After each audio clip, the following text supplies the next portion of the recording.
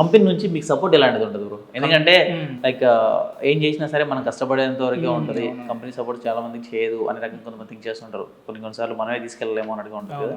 So company మీకు ఎలాంటి support ఇస్తుంది అండ్ గ్యారంటీ ఉంటుంది? కంపెనీ నుంచి అయితే మాకు ఫుల్ సపోర్ట్ ఉంది సార్. ఇంతవరకు అయితే ఏ రోజు అంటే మీరు ఇలా ఈ టైంకి ఇలా అమ్మాలి ఎలాంటివి ఉండవు. మనకు ఫుల్ సపోర్ట్ ఉంటుంది. టీమ్ లీడర్స్ బాగా సపోర్ట్ ఇస్తారు సార్. అంటే మనకు రేపు ఒక ఏమన్నా మనకి ఒకవేళ ఫండ్స్ అలా ఫస్ట్ స్టార్టింగ్లో నేను చాలా ఫండ్స్ అంటే నాకు మనీ లేదు సార్. అప్పుడు నాకు టీమ్ సపోర్ట్ బాగా ఇచ్చింది సార్. అంటే వాళ్ళు మనీ ఇచ్చి అంటే నేను ఇప్పుడు ట్రాన్స్పోర్టేషన్ వెళ్ళి నేను మార్కెటింగ్ చేయాలి అన్న మనీ కావాలి, నెక్స్ట్ ఇట్లా ప్రమోషన్ చేయాలన్న మనీ కావాలి. నా దగ్గర అప్పుడు డబ్బులు ఉండేవి కాదు. అయితే వాళ్ళు చాలా సపోర్ట్ చేశారు. టీం ఇంట్లో నుంచి ఓకే నువ్వు చేయగలుగుతావు, ఓకే డూ ఇట్ అన్నట్లు చేశారు. సూపర్. అండ్ ఇంకొకటి ఏంటంటే లైక్ నెక్స్ట్ మీ మీ ఆలోచన ఏంటి, ఏం చేద్దాం అనుకుంటున్నారు? ఏదైనా జాబ్ వస్తే జాబ్ సైడ్ వెళ్ళిపోతారా లేదంటే రియల్ ఎస్టేట్లోనే ఉంటారా? ఫస్ట్ ఆఫ్ ఆల్ నా గోల్ ఏంటంటే ఫస్ట్ జాబ్ ఇది చేసుకుంటూ నేను జాబ్ తెచ్చుకోవాలి సార్. ఎందుకంటే మా ఫార్మర్స్ బ్యాక్గ్రౌండ్.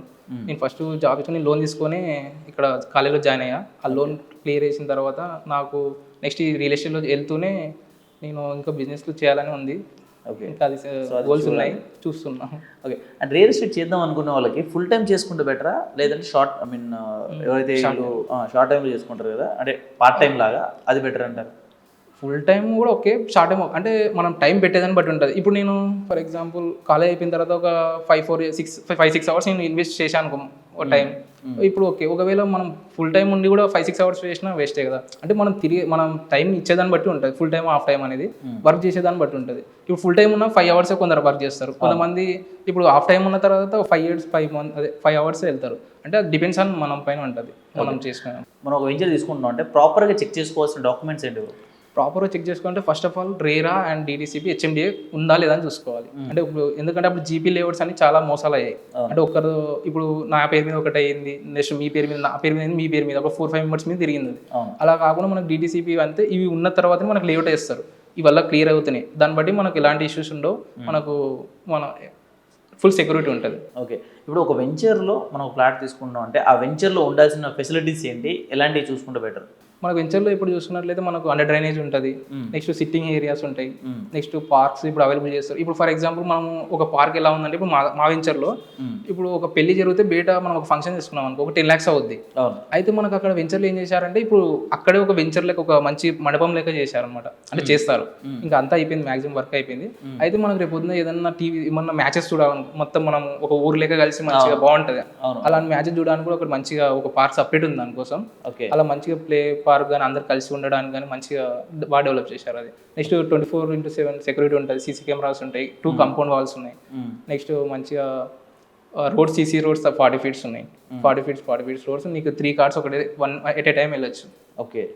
అండ్ ఇంకొకటి ఏంటంటే లైక్ చాలామంది ప్లాట్స్ తీసుకుంటే బెటరా లేదంటే ఫ్లాట్ తీసుకుంటే బెటరా లేదంటే ఏదైనా విల్లా తీసుకుంటే బెటర్ అని థింక్ చేస్తూ ఉంటారు. అటువంటి వాళ్ళకి మీ సజెషన్ ఏంటి బ్రో? నేను అదే ఫ్లాట్ కంటే నాకు తెలిసి ఓపెన్ నా సజెషన్ నెక్స్ట్ తర్వాత కూడా ఏంటంటే ఫ్లాట్సే బెస్ట్. ఎందుకంటే ఒక ఫ్లాట్ తీసుకుంటాం మనం, ఒక ఫ్లాట్ తీసుకున్న తర్వాత మనకు ఒక 30 years తర్వాత, ఒక 40 years తర్వాత అది పాత పడిపోద్ది, సంథింగ్ కూలిపోద్ది. అప్పుడు ఏం చేస్తాం అంటే మనం అక్కడ మినిమం ఎంత లేదన్నా ఒక 100 peoples 100 families ఉంటాయి. 100 families ఉంటే మనం ఇప్పుడు మీ దగ్గర మనీ ఉండొచ్చు, నా దగ్గర మనీ ఉండకపోవచ్చు. అలాంటప్పుడు సేమ్ ఎట్ ఏ టైం మళ్ళీ మనం కట్టలేము. అట్లా 25 గజాస్ అని ఒక్కొక్క తీసుకొని షేర్ చేసుకున్నా కట్టలేము, అంటే 25 square yards కట్టలేము. అలాంటప్పుడు మనకు చాలా ఇబ్బంది అవుద్ది. పాత పడిందని అక్కడ ఇప్పుడు ఫ్లాట్స్ కొన్నారు, ఇప్పుడు ఓపెన్ ఫ్లాట్ అవుద్ది, మన ఇండివిజువల్ అది మనకి ఇష్టం వచ్చిన అమ్ముకోవచ్చు, బిల్డింగ్ కట్టుకొని మనం లోన్స్ తీసుకోవచ్చు, సపరేట్ లోన్ తీసుకొని మనం రెంట్కి ఇచ్చి ఆ రెంట్ ద్వారా మనం లోన్స్ కట్టవచ్చు. ఇప్పుడు టెక్నాలజీ పెరిగింది. ఇప్పుడు ఒక G+2 పెంచాము, ఒక 70 lakhs అలా లోన్ తీసుకున్నాం, మనం రెంట్ తీసుకుంటాం, ఆ రెంట్లో మనం వెళ్ళకూడదు, అంటే ఆ బిల్డింగ్ తీర్చేయచ్చు, ఆ బిల్డింగ్ మనీ. చాలా షార్ట్ టైంలో 10 plots 3 years అయింది అన్నారు కదా? 2 years 10 plots అంటే 10 plots అంటే లైక్ ఒక 30 lakhs దాకా సంపాదించారు అదేనా? అండ్ ఎవరన్నా సరే ఇప్పుడు మన వీడియో చూసిన వాళ్ళు ఏదైనా మంచి ప్లాట్ కావాలి లేదంటే ఏదైనా మంచి వెంచర్లో తీసుకోవాలనుకుంటున్నాం అనుకునే వాళ్ళు మిమ్మల్ని అప్రోచ్ అవ్వాలనుకుంటే మీరు ఏమైనా సజెస్ట్ చేయగలరా? నా నెంబర్ స్క్రీన్ పైన కనపడుతుంది, దానిలో మీరు కాల్ చేస్తే నేను రెస్పాన్స్ అవుతాను, దాన్ని బట్టి వెళ్ళొచ్చు. Thank you brother, thank you so much.